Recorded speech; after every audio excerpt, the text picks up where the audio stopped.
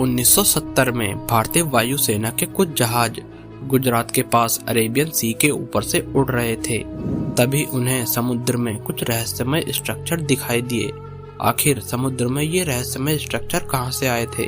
दरअसल यह समुद्र में डूबी वही द्वारका नगरी थी जिसे भगवान श्री कृष्ण ने आज से 5000 साल पहले बसाया था, जो किसी कारणवश समुद्र में डूब गई थी। जब इसकी जानकारी भारतीय वायुसेना ने आर्कियोलॉजिकल सर्वे ऑफ इंडिया को दी तो आर्कियोलॉजिस्ट प्रोफेसर SR राव और उनकी टीम ने 1980 में समुद्र में 560 मीटर लंबी एक प्राचीन दीवार की खोज की और उन्हें वहां कई आयताकार और अर्धचंद्राकार बड़े पत्थर मिले और साथ ही प्राचीन मिट्टी के बर्तन और सिक्के भी मिले। जब उनकी कार्बन डेटिंग की गई तो पता चला कि यह चीजें 2000 से 3000 BC पुरानी है। इससे पहले बहुत से वेस्टर्न स्कॉलर्स का मानना था कि द्वारका नगरी एक काल्पनिक शहर था, लेकिन प्रोफेसर SR राव ने इस कल्पना को सच साबित कर दिखाया। सैकड़ों फीट नीचे समुद्र में मिले इन अवशेषों ने भारत का इतिहास बदल दिया। आइए जानते हैं द्वारका की प्राचीन पृष्ठभूमि और रहस्य के बारे में जो आज तक आप नहीं जान पाए। भगवान श्री कृष्ण क्यों गए द्वारका? भागवत पुराण के अनुसार माना जाता है कि भगवान श्री कृष्ण का जन्म मथुरा के कारावास में हुआ था, जहां मथुरा के अत्याचारी राजा कंस ने उनकी माता देवकी और पिता वसुदेव को कैद किया हुआ था, जहां से उनके पिता वसुदेव जी बाल कृष्ण को गोकुल में नंद बाबा के यहाँ छोड़कर आ गए, जहां उनका बचपन बीता। जब वे 10 वर्ष के हुए तब वे मथुरा वापस लौटे, जहां उन्होंने मथुरा के अत्याचारी राजा और अपने मामा का वध कर अपने माता पिता और मथुरा की जनता को मुक्त करवाया। इस बात से क्रोधित होकर कंस के ससुर मगधराज ने यदुवंशियों का नामो निशान मिटाने की ठान ली। इसलिए उसने मथुरा और यादवों पर कई बार आक्रमण किए। अंत में यादवों की सुरक्षा को ध्यान में रखते हुए श्री कृष्ण और यादवों ने मथुरा को छोड़ने का निर्णय लिया। इसके बाद भगवान श्री कृष्ण अपने 18 कुल बंधुओं को साथ लेकर द्वारका आ गए, जहां उन्होंने मयासुर और भगवान विश्वकर्मा की सहायता से कई द्वारों वाले एक भव्य नगरी का निर्माण करवाया, जिस कारण इसका नाम द्वारका रखा गया। क्यों समुद्र में डूब गई प्राचीन द्वारका नगरी? द्वारका नगरी के समुद्र में डूबने के पीछे 2 कारण बताए जाते हैं। महाभारत में वर्णित कथा के अनुसार कहा जाता है कि गांधारी के श्राप के कारण द्वारका नगरी समुद्र में डूब गई। गांधारी धृतराष्ट्र की पत्नी और 100 कौरवों की माता थी।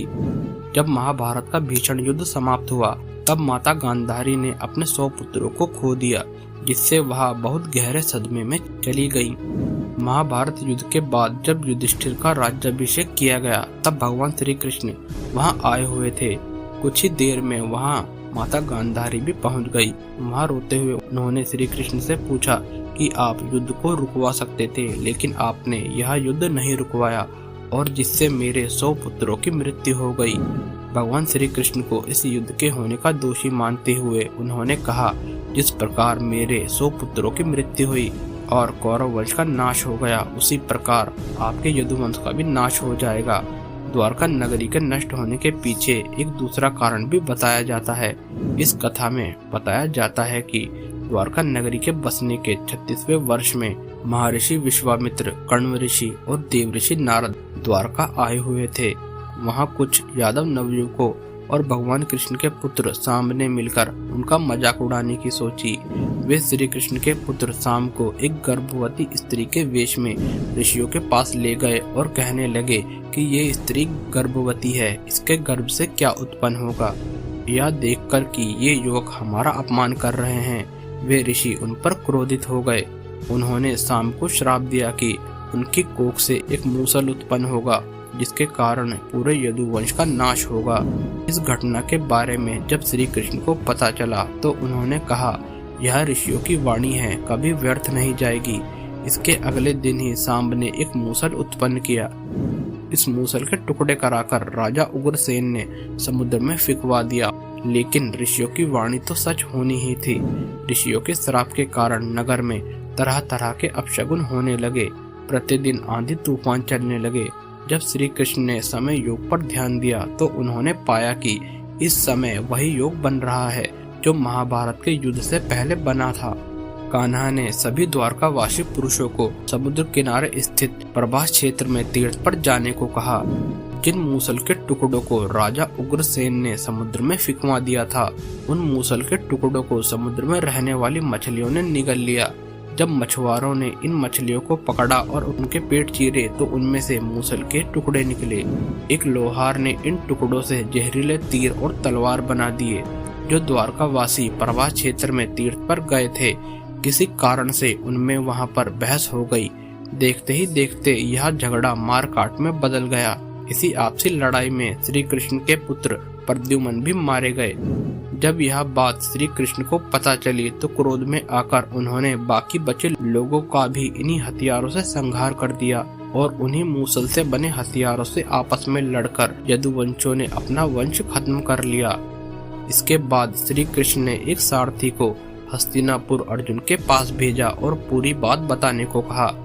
जब अर्जुन को इस बात का समाचार मिला तो वह बहुत दुखी हुए और तुरंत ही द्वारका के लिए चल दिए।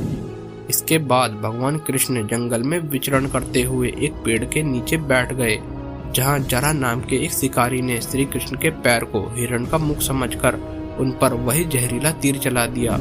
जब वह शिकारी श्री कृष्ण के पास आया तो उसने देखा कि उससे बहुत बड़ी भूल हो चुकी है। वह भगवान कृष्ण से क्षमा मांगने लगा। भगवान श्री कृष्ण ने उसे अभयदान देकर छोड़ दिया और बैकुंठ लोक की ओर चले गए। भगवान श्री कृष्ण के बैकुंठ जाते ही द्वारका नगरी भी समुद्र में डूब गई।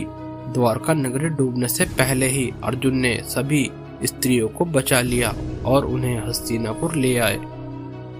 अगर आपको वीडियो पसंद आई हो तो वीडियो को लाइक करें और दोस्तों के साथ शेयर जरूर करें। अगर आपको इस प्रकार का कंटेंट देखना पसंद है तो हमारे चैनल हिस्ट्री डिकोड को सब्सक्राइब करना ना भूलें।